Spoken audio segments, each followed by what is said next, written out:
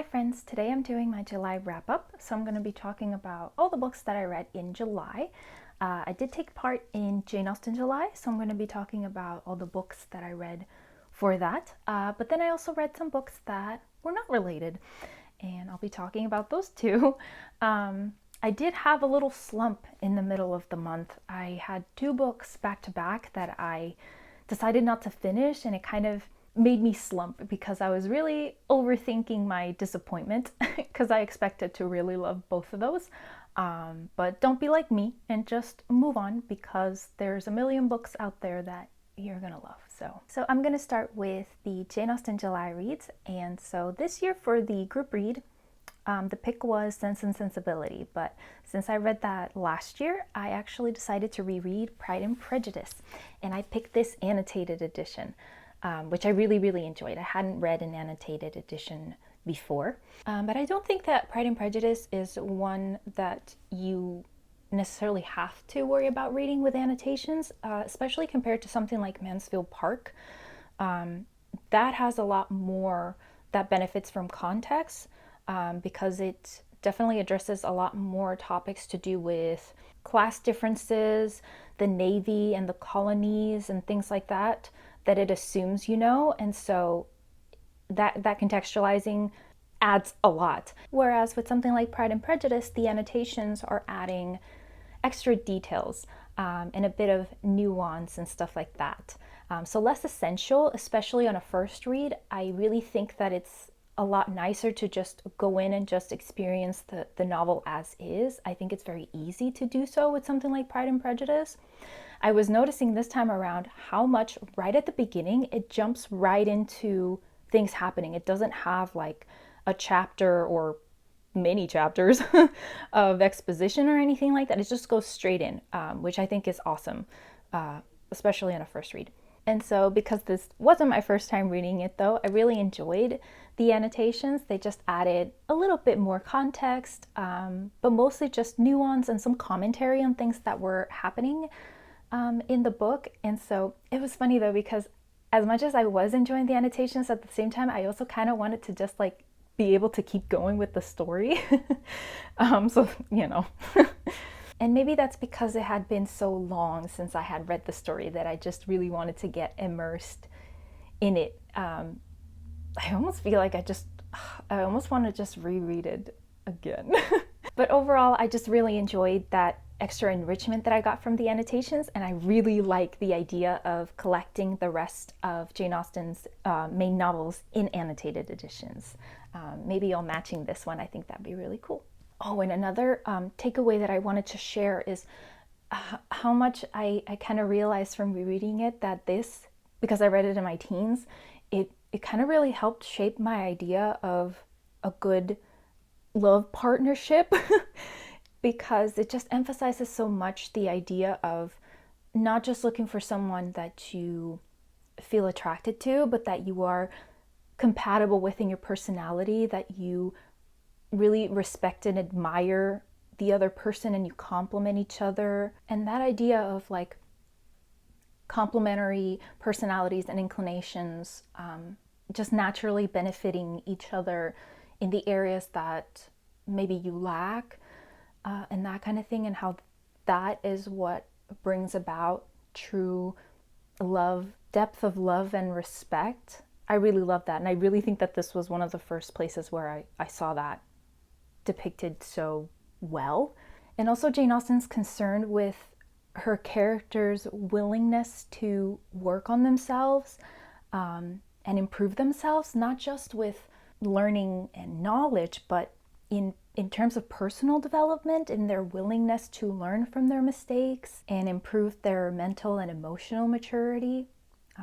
I love that a lot. And in Elizabeth and Darcy's character development, the fact that it's ultimately humility that helps them grow and eventually brings them together, that just really speaks to me and makes for a really great story to come back to throughout your life. Next, I read two nonfiction books about the Regency period. The first one is Love and Marriage in the Age of Jane Austen by Rory Muir. And so this one is just like the title says, all about marriage, courtship, and relationships during the Regency time. And it also discusses long distance relationships, so marriages and engagements, remarriage, separation, divorce, infidelity. And I really enjoyed learning about the more unusual kinds of relationships like kidnappings, elopements, and then marriages with age or class gaps. And the section on same sex couples wasn't super extensive, but that was also nice to learn about. And the accounts about couples that lived aboard ships or with in laws were also really interesting. And my favorite part was probably reading the first-hand accounts through letters that couples would write to each other, because they were just so lovely. They would talk about their love and respect for the other person based on their admiration for that person's capabilities and abilities and strengths. It's really not just empty words. It was really, really sweet. The section about military husbands and wives writing to each other was especially heartwarming, because, I mean, if you think about it, in order to get those kinds of love letters, you needed that kind of distance. You kind of need that separation, because otherwise they would have no reason to be writing to each other. And couples would need to be at least engaged in order to be able to write directly to each other, because it was inappropriate for single people to write to each other of the opposite sex to write to each other. And I also really enjoyed the concluding chapter, because Rory Muir really kind of challenges preconceived notions from past historians about marriage and love in the Regency period. And so he presents the ways in which his research contradicts those preconceived notions and some of the ways in which it doesn't. So for example, it's been largely considered that during this time, a lot of marriages were unhappy, and upper class marriages especially were like full of infidelity and scandal. But he kind of counters that that's overrepresented, because a lot of the surviving accounts of these things come from very kind of gossipy publications and things like that. And the other nonfiction book I read was also by Rory Muir, and this one was Gentlemen of Uncertain Fortune, which is all about career options for younger sons. And so this book definitely focuses on the gentry. And within this class, it was the firstborn son that would inherit most of the wealth in the family, and then the daughters and younger sons would get a much smaller sum, and the younger men would be required to also work. So they would need to find a fitting career. And so each chapter focuses on a different career path, accentuated with some real accounts and then also some fictional accounts from novels. And I really love the way that Rory Muir includes first-hand accounts from letters, diaries, and sometimes memoirs, to really enrich a lot of the information that he is sharing. And so in the book, he also includes 3 of Jane Austen's brothers, Francis, Charles, and Henry, and he includes Jane Austen's reactions to things that were happening in their lives, which was really cute. And then another story that I wanted to highlight was the first one in the army section. Is this young man who is about to head out for the first time to join the army. And I think this is from a memoir, so it's a first-hand account. And he talks about how on that day that he was going to leave, he managed to kind of really keep it together in front of his family. But that at one point he goes out to the stables and is going to say goodbye to his favorite horse that he reared since it was a baby. And that's when he broke down and just, couldn't keep it in. And then at one point when he's coming back from one of the campaigns that he was a part of, he is doing so bad. He only has the clothes on his back and he's covered in vermin, and he's really embarrassed to let people know, but he only writes to his mother about it, and she receives him and helps, bathe and bring him back to health. And then he sets out again after that, and that is the last time that he got to see her in person. But it says that they continued to correspond, and it's just so sad and sweet. But I love that story. It was very touching. But there's also other ones that are a lot of fun. There's a good mix in there. And I also love that in the conclusion, Rory Muir indulges in kind of hypothesizing what the Bennett sisters' careers would have been if they had been men. So I won't spoil it for all of them, but I'll just mention the one. For Lydia, he kind of ungenerously imagines that she would go into the army and that she would, or he would, enjoy it at least initially. And if she didn't die in action, then in middle age, he'd be a shabby, rather disreputable retired captain or major, living cheaply in lodgings in some seaside town, frequently touching one of his more successful brothers for a loan which he'd never repay.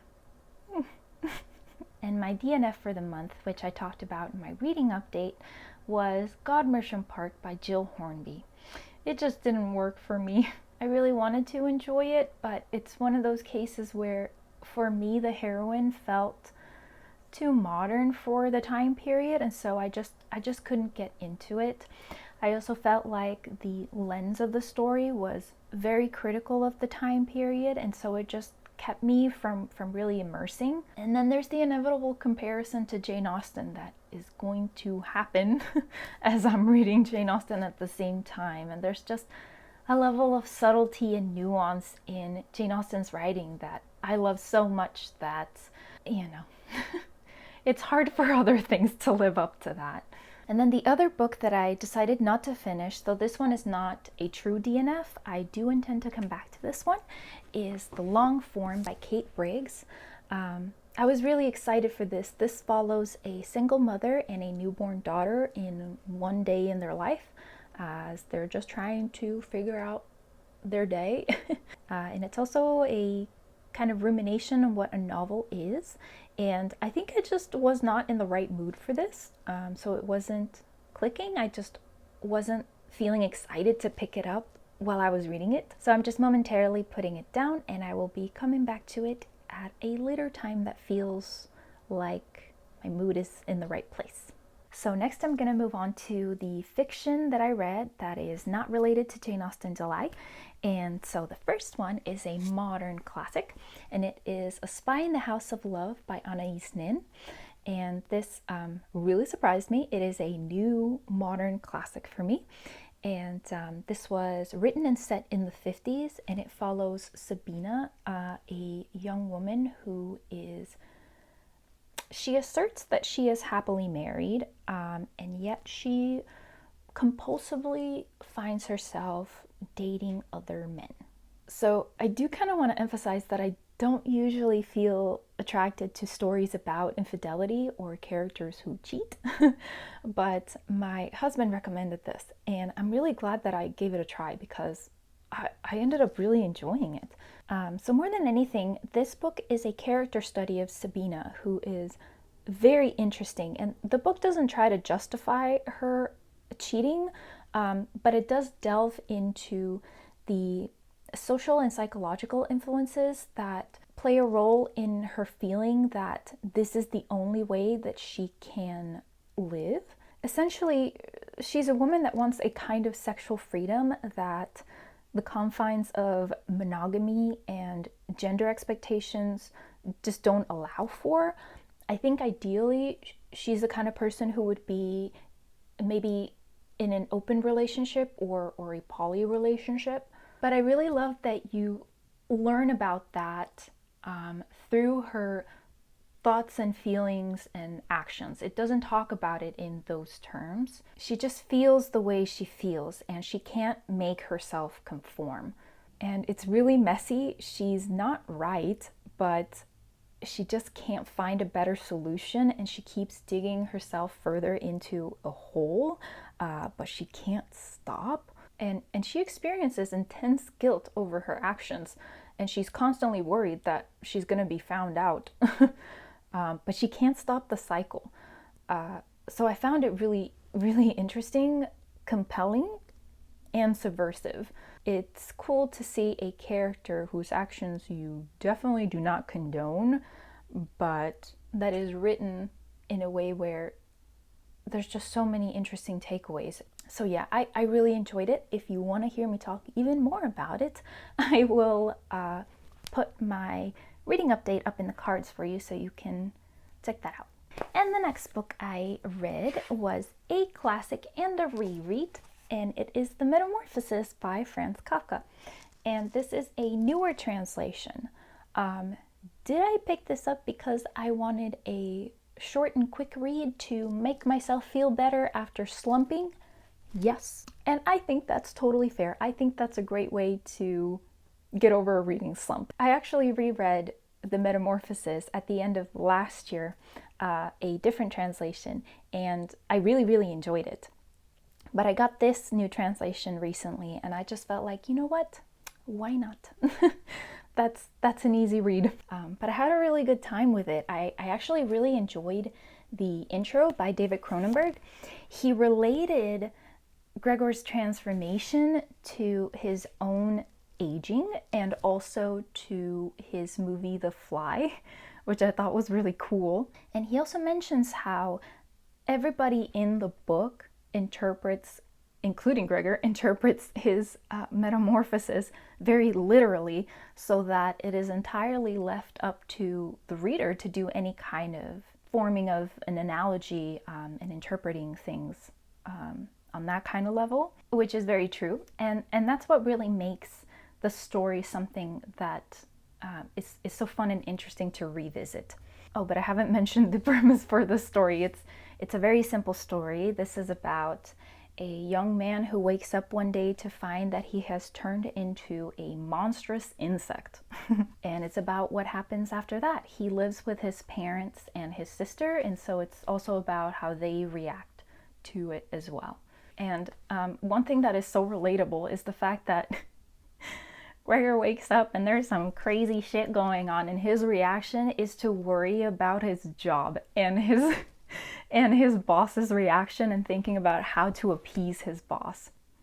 How real is that? And terrible. And the translator's note at the end was interesting too. She kind of goes into the nuances of her decision making while she was translating the story. And so, yeah, overall a very fun, quick reread.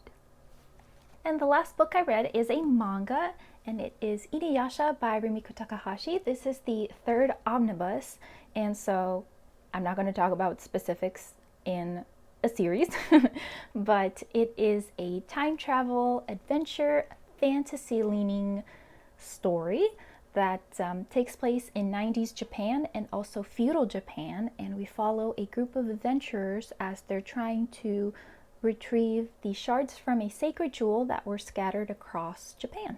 And it's great, and I'm still loving it, and I'm gonna keep going with it.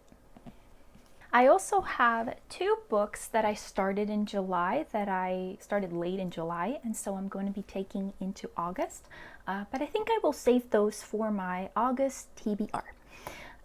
Which I hope to have up very, very soon. Oh, and if you watched my Jane Austen July vlog, then you might recognize that this is the final painting that I made to commemorate Jane Austen July. I baked some scones and set up this little still life. And so if you want to see the process of all that, you can watch my Jane Austen July vlog. I will link it. But yeah, I'm really happy with it. I think it looks really nice. Now I just have to figure out where I'm gonna hang it in my house. But yeah, so that's all the stuff I read this month. Do let me know what your favorite thing you read in July was, or if you have any thoughts on any of the books that I mentioned, please let me know. And I will see you in the next video. Bye.